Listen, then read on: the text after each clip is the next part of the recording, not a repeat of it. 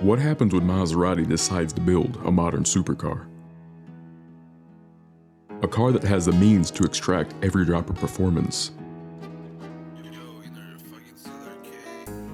Something that reminds us Maserati is not to be faded in obscurity. A car that is unmistakably Maserati.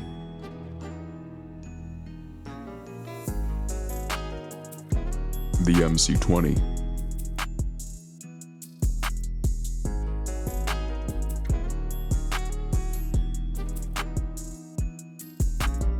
The MC20 is Maserati's first supercar in over 15 years, but can it match its legend, the MC12?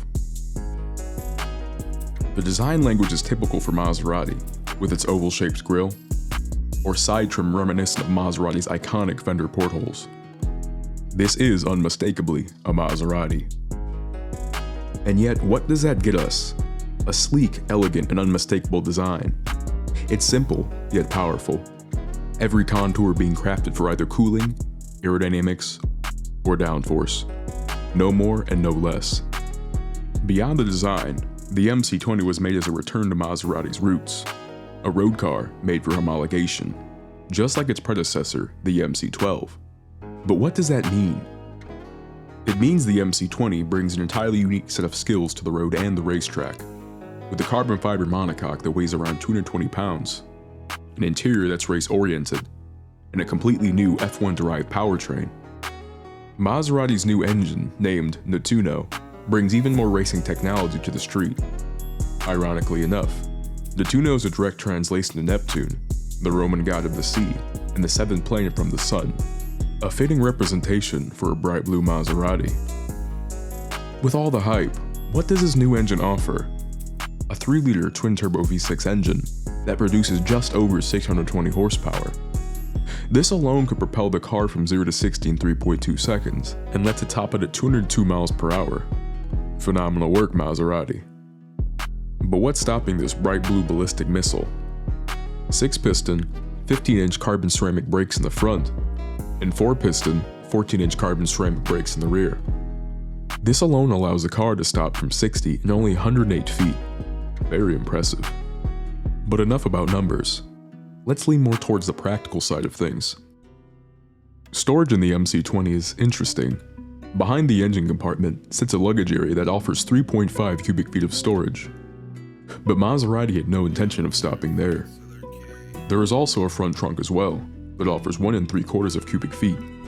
Fast and practical, now they thought of everything.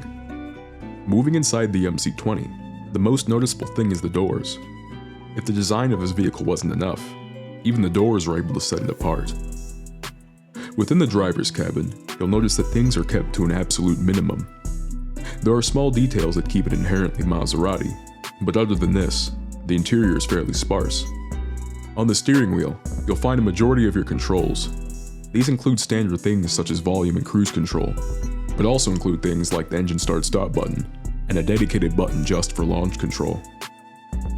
Between both the driver and the passenger, you'll find a large dial that controls your driving modes. Switching through your driving modes controls various aspects of the car, from throttle response to steering feel. This allows the car to be driven in various conditions, from wet roads, to an asphalt street, or to the racetrack. Another forward-thinking idea for Maserati comes in the form of a rear-view camera. Not only is a rear-view mirror a mirror, but it also operates as a camera. Nice thinking, Maserati. Maserati has done a masterful job with their interior. It is both focused and rudimentary in its design, only leaving room for what really matters, nothing more to distract a seasoned driving veteran. Not only this, but the craftsmanship is bar none. I suppose the Italians really do know how to make a phenomenal car. At the end of the day, what makes the MC20 the best Maserati ever?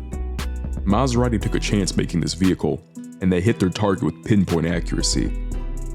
They've created not only a beautiful machine, but a phenomenal experience as well.